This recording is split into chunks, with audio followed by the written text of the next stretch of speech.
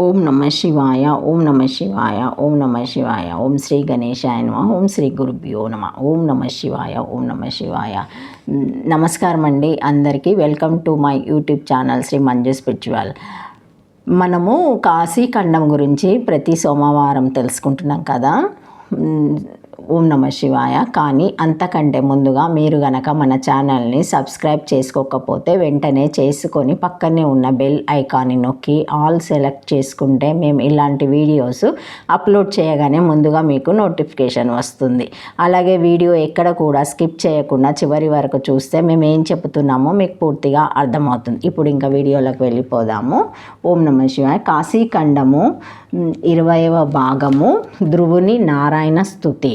తన ముందు ప్రత్యక్షమైన వాసుదేవుని ధ్రువుడు ఇలా స్తుతించాడు.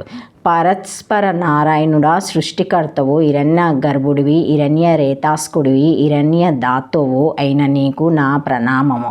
మనోరణ్యానికి దావగ్ని వంటి వాడవు, చక్రధారివైన శ్రీపతివి, వరాహ రూపంలో భూమిని రక్షించావు. నరకాన్ని హరించే నారాయణుడువు, హరివి, సౌరివి, అనంతశయనుడివి, రుక్మిణీపతివి, పుండరీకాక్షుడవు, జయస్వరూపుడువు, బలియజ్ఞ వార్తవు, వరప్రదాత వాగు నీకు నమస్సులు. వేల కొలది కన్నులు, వేల కొలది పాదాలు, వేలాది ఆకారాలు ధరించిన యజ్ఞపురుషుడువు, భూమిని ధరించి ఉద్ధరించావు. కమలకాంతుడివి, కమల అస్తుడువు, కౌస్తుంభ వక్షుస్కుడు అయిన నీకు నమస్కారము. శ్రీవత్సము ధరించిన వేదాంగ వేదుడువు, గుణరూప వాసుదేవుడువు, పద్మనాభుడువు, దేవకీ నందనుడువు, పంచజన్యధారివి, వాసుదేవుడువు, ప్రద్యుమ్న అని రుద్ధుడవు, దామోదర వృషికేశుడువు, వేదాత్రయుడువు, వైకుంఠవాసివి, గరుడగామినివి, విష్టర శ్రవుడవైన నీకు వందనము. అడ్డంజ స్వేద ఉద్భజన జరయూజ రూపుడువు, గ్రహాలలో సూర్యుడువు, దేవతలకు దేవేంద్రుడువు, సముద్రాల్లో పాలసముద్రదానివి, గోవులలో కామధేనువు, లోహాల్లో బంగారము, రాళ్ళల్లో స్ఫటికము, పూలలో నల్ల తామెర, వృక్షాలలో తులసి, శిలాలలో సాలగ్రామము, ముక్తిక్షేత్రమైన కాశీ నీవే. తీర్థాలలో ప్రయాగ, రంగులలో తెలుపు, మానవులలో బ్రాహ్మణుడు, పక్షులలో గరుత్మాత్ముడు, వ్యవహారాలలో వాక్కు స్వరూపము, వేదాలలో ఉపనిషత్తు, మంత్రాలలో ప్రణవము, అక్షరాల్లో ఆకారము, యజ్ఞంలో సోమరసము, ప్రజాపతులలో అగ్ని నువ్వే అని వేదాలని ఘోషిస్తున్నాయి. ధాతులలో మేఘానివి, విత్రులలో పరుడువు, సర్వశాస్త్రాలలో ధనస్సువి, వేగం కల వాణిలో వాయువి, ఇంద్రియాలలో మనసువి, భయరాహితులలో ఏనుగువు, వ్యాపక శక్తి కల వాటిలో ఆకాశాన్వి, యజ్ఞాలలో అశ్వమేధాన్వి, దానాలలో అభయం నువ్వే, యుగాలలో కృతయుగానివి, తిథులలో కుహువు, నక్షత్రాల్లో పుష్యమివి, పర్వాలలో సంక్రమానివి, యాగాలలో వ్యతిపాతివి, గడ్డి రకాలలో దర్భువు, అన్ని యత్నాలలో నిర్వణము నీవే, బుద్ధులలో ధర్మబుద్ధివి, వృక్షాలలో అశ్వత్థాము నువ్వే, లతలలో సోమతీగవు, సాధనలలో ప్రాణాయమనివి, అన్నీ ఇచ్చేవారిలో కాశీ విశ్వేశ్వరుడివి, ఇతులలో భార్య వంటి వాడవు, బంధువులలో ధర్మం వంటి వాడివి, నువ్వే తల్లి, తండ్రి, గురువు, దైవం. నిన్ను ధ్యానించుటమే తపస్సు, నీ కోసం ఖర్చు పెట్టిందే దానము, నీ సేవలో గడిపిందే కాలము. నీవు ఎంతకాలం హృదయంలో ఉంటావో అంతకాలమే జీవితము, నీ సంకీర్తనమే మాంగళ్యము, ధనార్జనము, జీవిత ఫలము.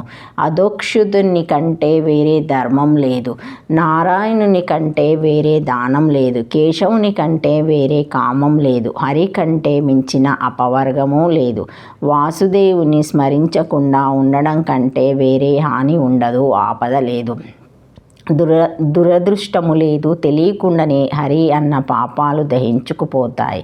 నీ ప్రసాదం యజ్ఞంలోని పవిత్రమైన పురడాశం వంటిది.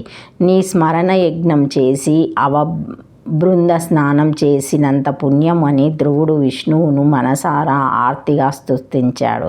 వాసుదేవుడు అత్యంత ప్రీతి చెంది ధ్రువునితో, ధ్రువ బాలక, నీ స్థిర చిత్తానికి మెచ్చాను. నీ స్తోత్రము పరమ అద్భుతంగా ఉంది. భక్తిభావ బంధురము. కొన్ని విషయాలు చెబుతాను, జాగ్రత్తగా విని అర్థం చేసుకో.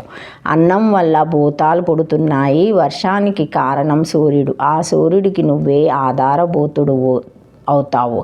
జ్యోతిశ్చక్రంలో సర్వగ్రహ నక్షత్రాలకు, ఆకాశంలో సంచరించే వాటికన్నిటికీ నువ్వు ఆధారభూతుడుగా ఉంటావు.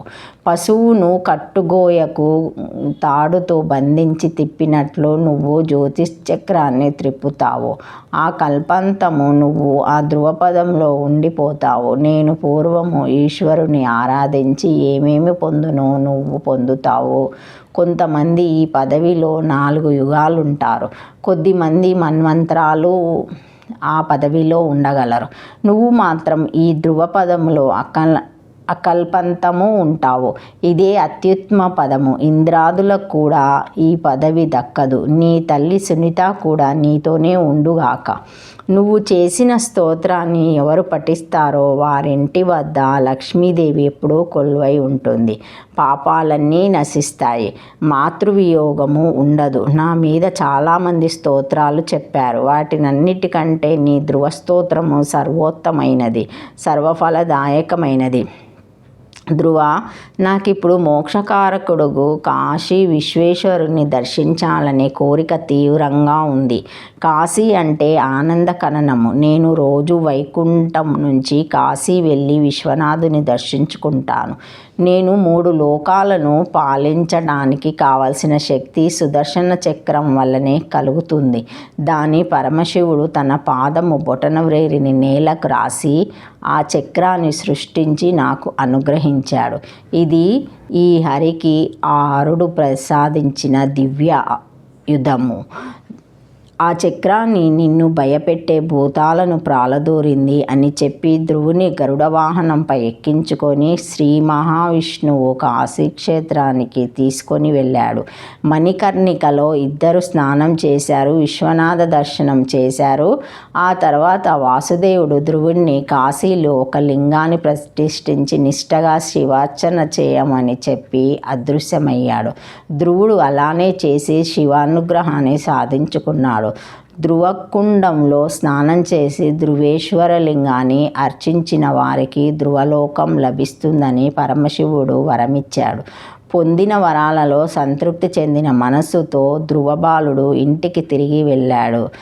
ఓం నమః శివాయ. ఓం నమః శివాయ. Thank you for watching my video. Please like, share, comment, subscribe to my channel. మరిన్ని వీడియోస్తో మళ్ళీ కలుస్తానండి. ఏమైనా కామెంట్స్ ఉంటే పెట్టగలరు.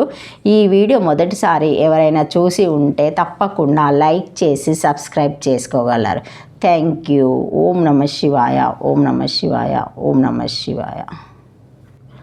భద్రపద శుద్ధ పంచమిని ఋషి పంచమిగా వ్యవహరిస్తారు. ఆ రోజున అత్రి, కశ్యప, భరద్వాజ, గౌతమ, వశిష్ఠ, విశ్వామిత్ర మహర్షుల గురించి ఒక్కసారైనా తలుచుకోవాలని చెబుతారు మన పెద్దవాళ్ళు.